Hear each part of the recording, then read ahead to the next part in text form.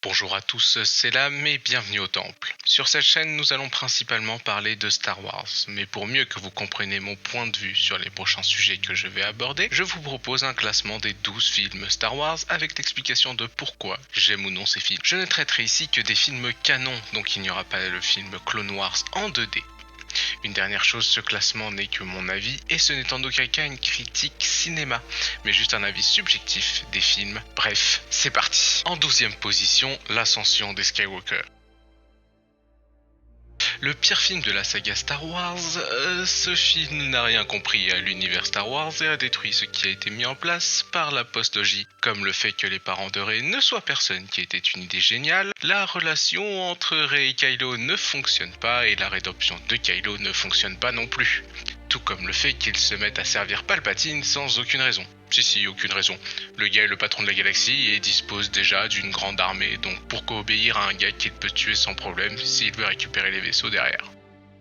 Bref, je pourrais parler pendant des heures de tout ce qui ne va pas dans ce film, mais bon, il faut abréger. En 11e position, Solo, A Star Wars Story. Je trouve que ce film n'a rien apporté à la saga, on n'avait pas besoin de voir d'où venait Han Solo. Et vu le flop du film, je pense ne pas être le seul à penser ça.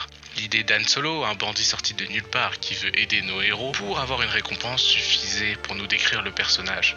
On n'avait pas besoin de plus. Même ce film n'a rien su raconter. C'est dire. En 10e position, et là ça va faire débat, L'attaque des clones. C'est effectivement le film que j'aime le moins de la prélogie.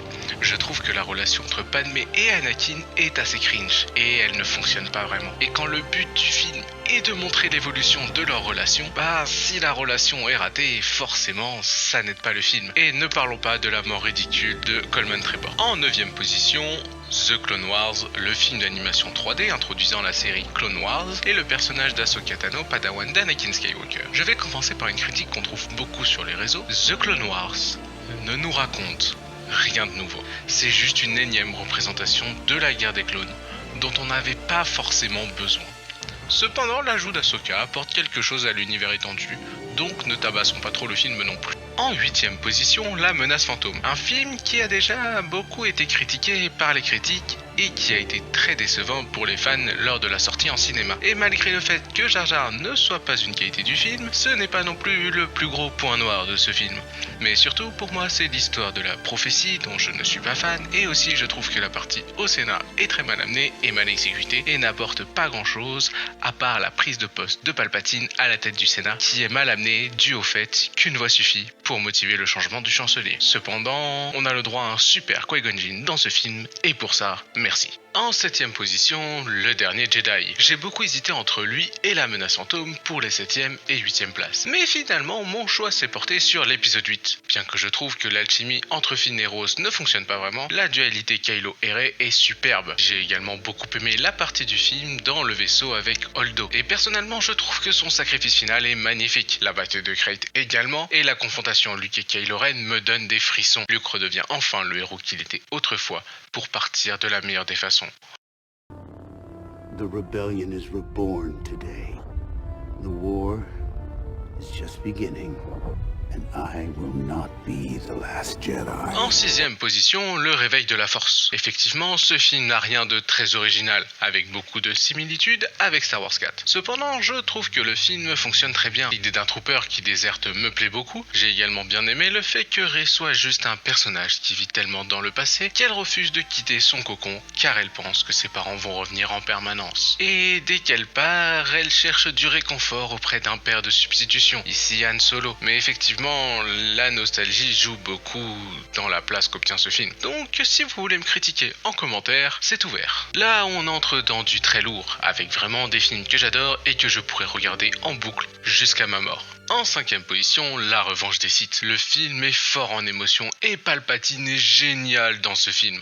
On sent vraiment que tout se passe dans le creux de sa main. La tension dramatique due à la chute d'Anakin est incroyable et la scène d'invasion du temple est l'une des meilleures de Star Wars selon moi. Sans un mot, juste avec la musique, on ressent toute la tristesse de la scène et forcément l'arrivée d'Anakin devant les jeunes Padawan est déchirante. Master Skywalker, there are too many of them. What are we going to do?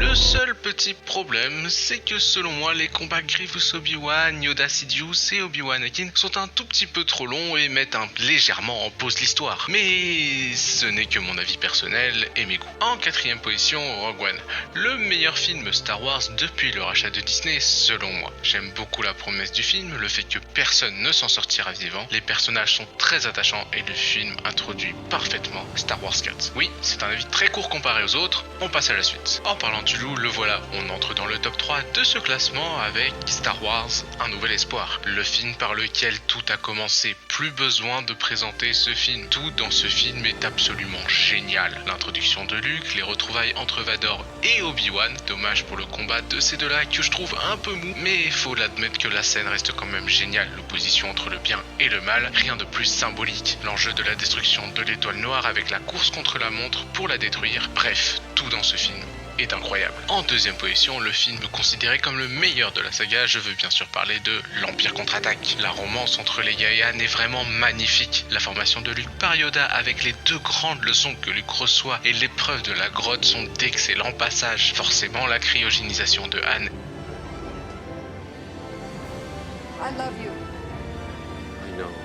et le combat Vador-Luke, rempli de peur du côté de Luke et d'assurance du côté de Vador, était vraiment incroyable, sans compter le plus gros plot twist du cinéma que l'on retiendra tous. En première position, le retour du Jedi. Mon Star Wars préféré, si ce n'est même mon film préféré. J'aime beaucoup la bataille d'Andorre pour le rapprochement historique à la guerre du Vietnam, Obi-Wan et Yoda qui confirment enfin les propos de Vador, et surtout, ce que j'aime le plus dans ce film, c'est que Vador redevient Anakin grâce à l'amour d'un père pour son fils, ce qui prouve enfin aux Jedi que l'amour est une bonne chose. Ironic.